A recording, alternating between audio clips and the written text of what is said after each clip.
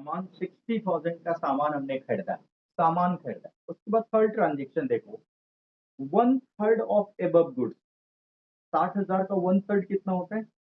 आप देखो 20,000 का सामान, 60,000 का वन थर्ड कितना होगा? 20,000 का सामान बेचे हैं at a profit of 20% on cost. यानी 20,000 का 20% प्रॉफिट मतलब 4,000 प्रॉफिट। मतलब 20,000 का सामान 24,000 रुपया में बेचे। प्लीज एक सिंपल मैथमेटिकल कैलकुलेशन है, आप देख सकते हो। बॉट गुड्स फॉर कैश, कितने का सामान खरीदे? 60,000 का। 60,000 का जो सामान खरीदे उसका वन थर्ड, 60,000 का वन थर्ड कितना? 20,000। 20,000 का सामान हमने प्रॉफिट पे बेचा। कितना परसेंट प्रॉफिट? 20% प्रॉफिट, मतलब 4,000 का प्रॉफिट। मतलब 4,000 का अगर प्रॉफिट होगा तो इसका मतलब 24,000 में बेचे होंगे। एक बात तो पता चल रहा होगा सर, नगद में बेचे होंगे तो कैश आ रहा होगा, स्टॉक जा रहा होगा और 4,000 का फायदा हो रहा होगा। बट नीचे और कुछ लिखा हुआ है, आधा पेमेंट आप कैश में आया, मतलब 12,000 रुपया कैश में आया। प्लीज देखो, प्रैक्टिकल चीजें हैं, कई भी किताब की बातें नहीं है। जितना आपने सामान खरीदा, सामान कितना खरीदे हो? दैट इज गिवन 60,000, उसका वन थर्ड मतलब 20,000 का सामान 20% के लाभ पर बेचोगे तो 4,000 का लाभ होगा। यानी आपके पास 24,000 रुपए में आप बेचे हो 20,000 का सामान।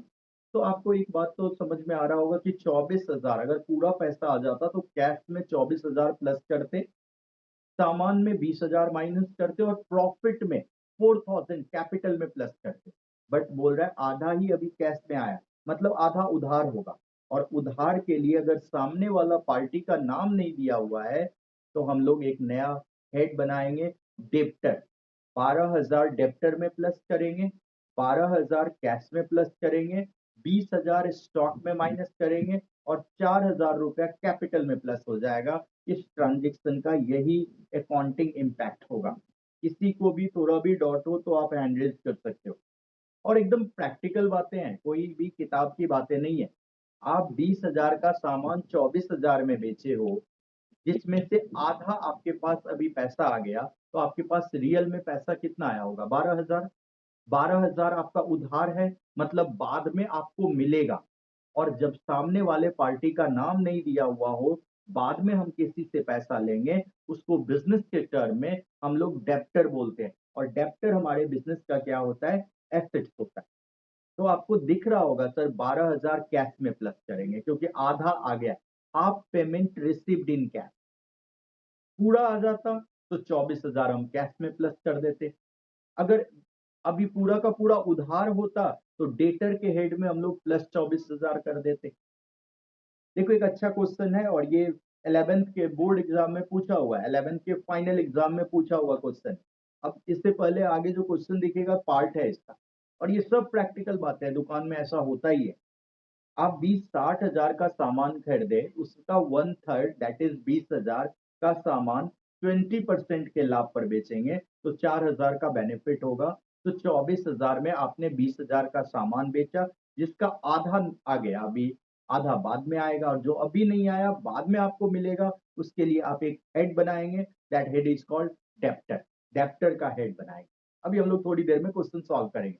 बट एक बार अगला देखो, परचेज टाइपराइटर। टाइपराइटर, टाइपराइटर देखते ही आपको समझ में आ गया होगा स्टॉक नहीं है ये, इट इज एन एसेट।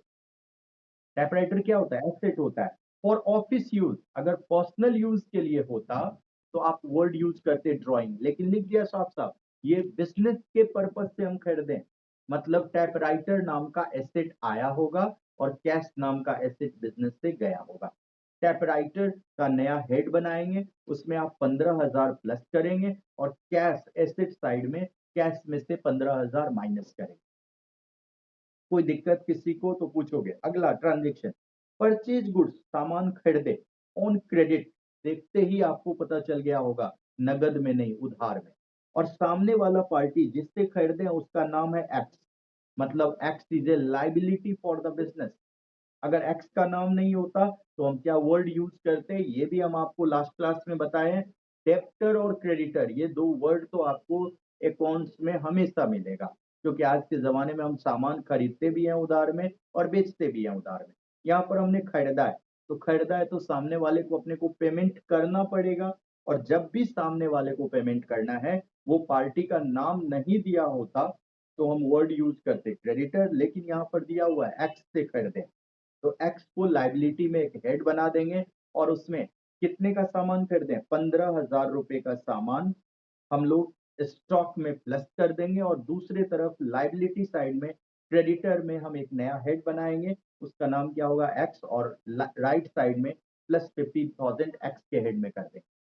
उसके बाद देखो, जो 15,000 का सामान लाए थे ना, उसको 3,000 रुपया दे दिए। आपको दिख रहा होगा पैसा जा रहा है लेकिन लायबिलिटी का पेमेंट छोड़ा है। तो एक तरफ लेफ्ट हैंड साइड में कैश में माइनस करेंगे और राइट हैंड साइड में हम लोग एक्स के हेड में 3,000 माइनस कर देंगे। तो एक्स का रिमेनिंग अमाउंट क्या बचेगा? आप मुझे बताओ। 15 का उधार खरीदे थे जिसमें से 3 दे दिए, तो लास्ट में अपने पास बचेगा कितना? 12,000। आई थिंक आप सबको पता है सैलरी खर्चा होता है। 500 रुपए आपने अगर सैलरी दिया है तो कैश में माइनस करेंगे, अनदर साइड कैपिटल में माइनस करेंगे।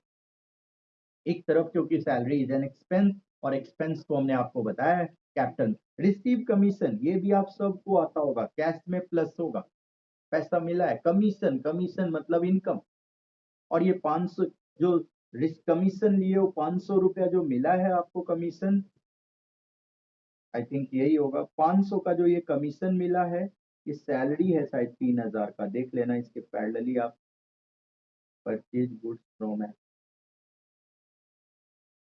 ये देख लेना इस तरह से अमाउंट सामने जो पैरेलल है। ये कमीशन 500 का मिला है, तो कमीशन अगर 500 मिला है मतलब इट इज एन इनकम, तो कैपिटल में प्लस करेंगे एंड लेफ्ट हैंड साइड में कैश में प्लस करेंगे। एक तरफ एसेट बढ़ रहा है, दूसरी तरफ इनकम बढ़ रहा है। पैसा आने का रीजन इनकम है, तो आप कैश को डेबिट करेंगे और कमीशन रिसीव को क्रेडिट करेंगे।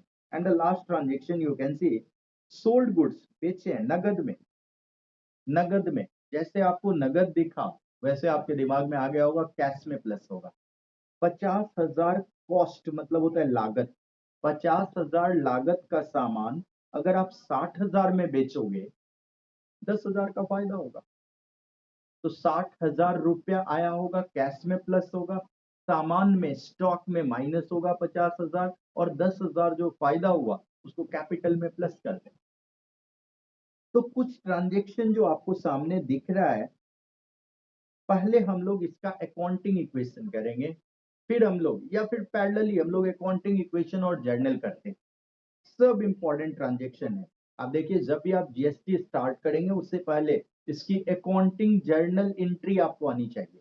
तो कहीं भी आपको कठिनाई हो, कोई भी बच्चा, आप लोग ऑनलाइन स्टार्ट ही किए हो बट बहुत सारे बैच ऑनलाइन ही चल रहा है, तो आपको क्या करना है कि आपको सीखना है। अगर आपको कहीं भी कोई भी तरह की प्रॉब्लम है तो आपके पास ऑप्शन है, आप हैंड रेज करेंगे तो मैं माइक ऑन कर दूंगा, फिर आपकी क्वेश्चन को एट ए टाइम सॉल्यूशन मिल जाएगी आपको।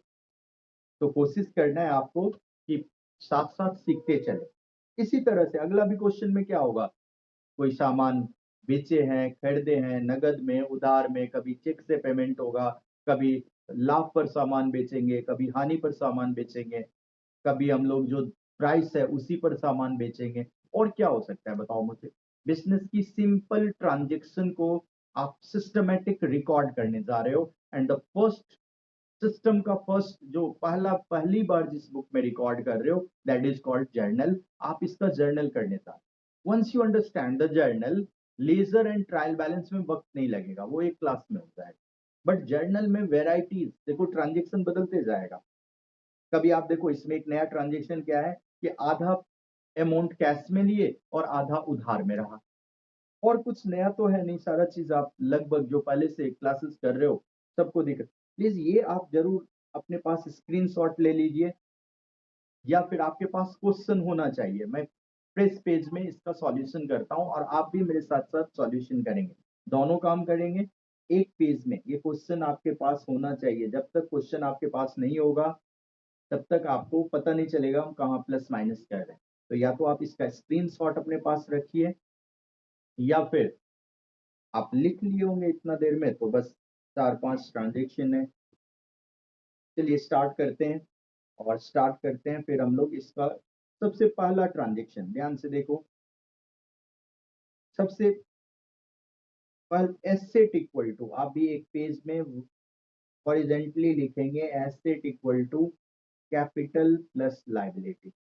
पहले हम लोग अकाउंटिंग इक्वेशन कर लेते हैं, फिर हम लोग जर्नल करेंगे।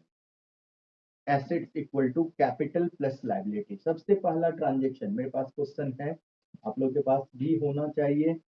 सबसे पहला क्वेश्चन बोल रहा है bridge Mohan started business with cash, मतलब आपको पता चल रहा होगा कि कैश में सर प्लस करेंगे कितने से, 1 लाख से, और दूसरी तरफ कैपिटल, क्योंकि ओनर ने बिजनेस में पैसा दिया है तो कैपिटल में प्लस करेंगे 1 लाख। लेफ्ट हैंड और राइट हैंड पर इक्वल इम्पैक्ट, दिमाग में साथ साथ ये भी चलना चाहिए, एसेट बढ़ रहा है डेबिट, कैपिटल लाइबिलिटी होता है, इंटरनल लाइबिलिटी होता है, लाइबिलिटी बढ़ रहा है क्रेडिट, कैश डेबिट होगा कैपिटल क्रेडिट होगा, ये हम लोग थोड़ी देर बाद बात करेंगे। सेकंड ट्रांजेक्शन, सामान खरीदे, पढ़ते ही मेरे दिमाग में आया, सामान खरीदे और नगद में खरीदे तो पैसा गया होगा और स्टॉक आया होगा। स्टॉक का नया, स्टॉक एसेट होता है, ये कहीं पर आप लिख लीजिएगा, ये करंट एसेट होता है।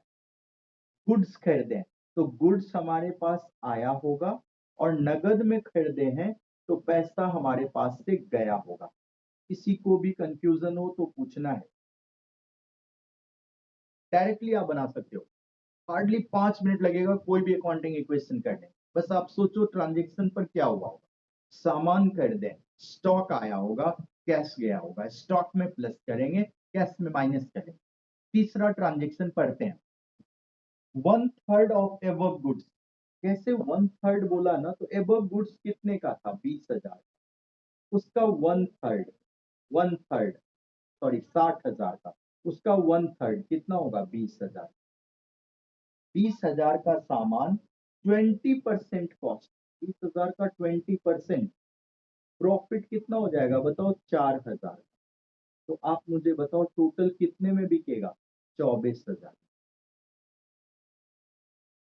उसके बाद आधा पेमेंट, आप जरा ध्यान से देखो, इतने सारे साइड है इसमें, क्या क्या साइड है देखना। सर कैश आया 12,000 से, करेक्ट बोल रहा हूं, डेप्टर बन रहा है 12,000, सामान जा रहा है, स्टॉक माइनस हो रहा है 20,000 का, और प्रॉफिट हो रहा है, इनकम प्रॉफिट हो रहा है 4,000। इतना सारा साइड है, 24,000 में आधा 50% आपको अभी आया तो कैश कितना आएगा, 12,000, आधा बाद में आएगा, that is called debtor right now, it is an asset for the business. कहीं पर आप लिख लेना, अगर हम किसी को उधार सामान बेचते हैं तो सामने वाला पार्टी का if name is not given, then we can use the word debtor and it is an asset for the business. Stock is an asset, already उसका हेड बना हुआ है। और प्रॉफिट क्या क्या ट्रीटमेंट करेंगे ध्यान से देखो, कैश में प्लस करेंगे 12,000, डेप्टर नाम का नया हेड बनाएंगे, एसेट होता है कितने से, प्लस 12,000 से, स्टॉक में माइनस करेंगे 20,000, और फायदा जो हुआ 8,000 4,000 का, उसको कैपिटल में प्लस करेंगे, कैपिटल में उस फायदे को हम क्या करेंगे, प्लस करेंगे। चेक करो तो एलएचएस और आरएचएस पर इक्वल इंपैक्ट पड़ रहा है कि नहीं, 12,000 माइनस 8,000 और प्लस 12,000 कितना हो जाएगा, 12 24 माइनस 20 4,000 प्लस, राइट साइड में 4,000 प्लस। कोई कंफ्यूजन तो बताओ, ये बता रहा है 12,000 उधार है, 12,000 आ गया, 20,000 का सामान गया, 4,000 का फायदा। कोई कंफ्यूजन किसी को तो पूछोगे, सीखना है। और अगर ये प्लस माइनस आ गया तो आपके दिमाग में चल रहा होगा, सर ये डेबिट हो जाएगा, एसेट प्लस हुआ, एसेट प्लस हुआ डेबिट, एसेट माइनस हुआ क्रेडिट, और इनकम बढ़ा क्रेडिट। डेबिट क्रेडिट तो आप यूं ही कर लोगे अगर प्लस माइनस आ गया तो, क्योंकि आपको पता है एसेट बढ़ेगा तो डेबिट, कम होगा तो क्रेडिट, और इनकम और लाइबिलिटी बढ़ेगा तो क्रेडिट, कम होगा तो डेबिट, ये आपको पता है। और आप प्लस माइनस कर रहे हो तो क्या डेबिट होगा क्या क्रेडिट होगा ऑटोमेटिकली आप कर सकते हो। बहुत ही लॉजिकल है, रटना नहीं है, समझना आप अगर कोई भी सामान प्रॉफिट में बेचोगे तो ये होगा, ये हम लोग बाद में करेंगे। आइए अगला ट्रांजेक्शन फिर से एक बार रीड करते हैं। नेक्स्ट ट्रांजेक्शन, परचेज टाइपराइटर, मेरे हिसाब से आप सबको पता चल रहा होगा, नगद में खरीदे हैं, 15,000 कैश में माइनस करेंगे, और टाइपराइटर बिजनेस के लिए खरीदे हैं तो टाइपराइटर एक नया हेड बनाएंगे, +15,000, +15,000 -15,000 कट के यहाँ जीरो हो जाएगा, राइट साइड में कुछ लिखने की जरूरत ही नहीं। कोई confusion? Next, purchase goods on credit from x, दिमाग में आ रहा होगा सर सामान खरीदे हैं तो स्टॉक में प्लस होगा, सामान आया होगा, स्टॉक का कॉलम ऑलरेडी बना हुआ है, कितने का सामान खरीदे हैं हम लोग, सामान खरीदे हैं पर 25,000 का, तो सामान में 25,000 प्लस कर दें, और लाइबिलिटी है, एक्स कौन है, लाइबिलिटी, एक्स में हम प्लस 25,000 कर दें। अगर नगद में खरीदते तो कैश में माइनस करते। डेबिट क्रेडिट आप अगर ये प्लस माइनस कर पा रहे हो तो डेबिट क्रेडिट ऑटोमेटिकली हो जाएगा। वो एक नया बच्चा जो था बीकॉम में, तो लिख देंगे स्टॉक प्लस होगा, स्टॉक प्लस होगा। आप चूंकि उधार में सामान खरीदे हो तो मुझे एक नया हेड बनाना पड़ा एक्स नाम का, लाइबिलिटी नाम का।